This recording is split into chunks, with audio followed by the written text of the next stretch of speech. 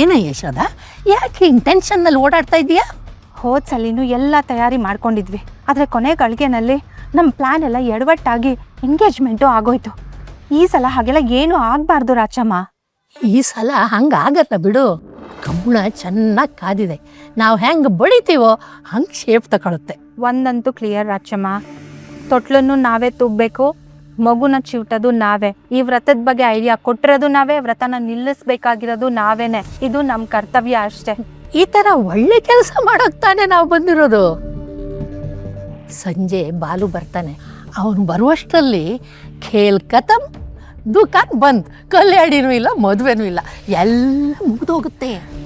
ನೀವು ಹೇಳಿದ ಎಲ್ಲ ತಯಾರಿನೂ ನಾನು ಮಾಡಿದ್ದೀನಿ, ಆದರೆ ಈ ಹಳೆ ಕಾಲದ ಪ್ಲ್ಯಾನು ವರ್ಕೌಟ್ ಆಗುತ್ತಾ?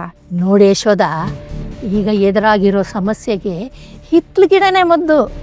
ಡೂಪ್ಲಿಕೇಟ್ ಪೂಜಾರಿಗಳಿಗೆ ಪ್ಯಾಟ್ರನ್ ಕರೆಕ್ಟಾಗಿ ಹೇಳಿಬಿಡು.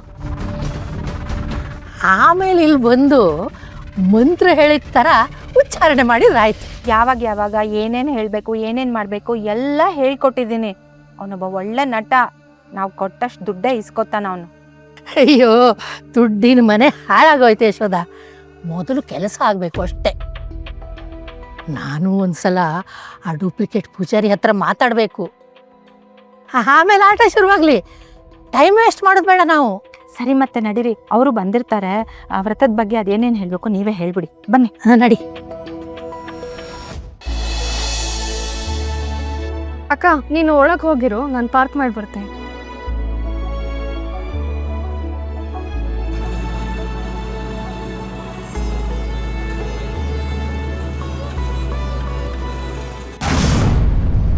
ಯಾವನವನು?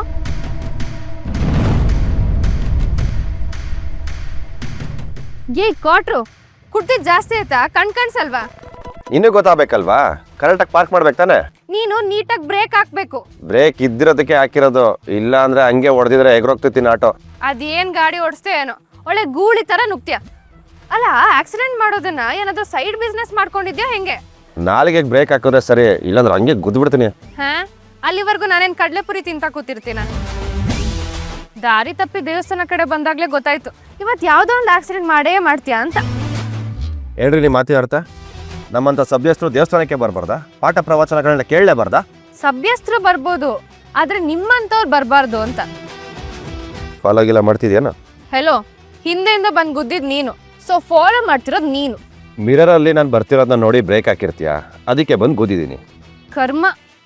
ಅದೇನೋ ಬೆರಳು ಕೊಟ್ರೆ ಹಸ್ತಾನೆ ನುಂಗ್ತಾರೆ ಅಂತಾರಲ್ಲ, ಹಂಗಾಯ್ತು ನಿನ್ ಕತೆ. ಒಂದು ಮಾತಾಡಿದ್ರೆ 100 ಮಾತಾಡ್ತೀಯಲ್ಲ. ಮಾತೇರಿ ನಮ್ಮ ಮಂಡ್ವಾಳ.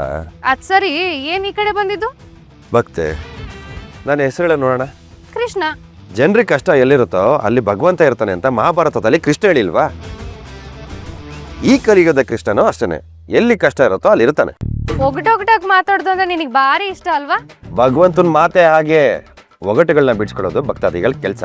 ಹಾ ಭಕ್ತೆ, ನಾನಿನ್ ಬರ್ಲೆ? ಇವನೊಬ್ಬ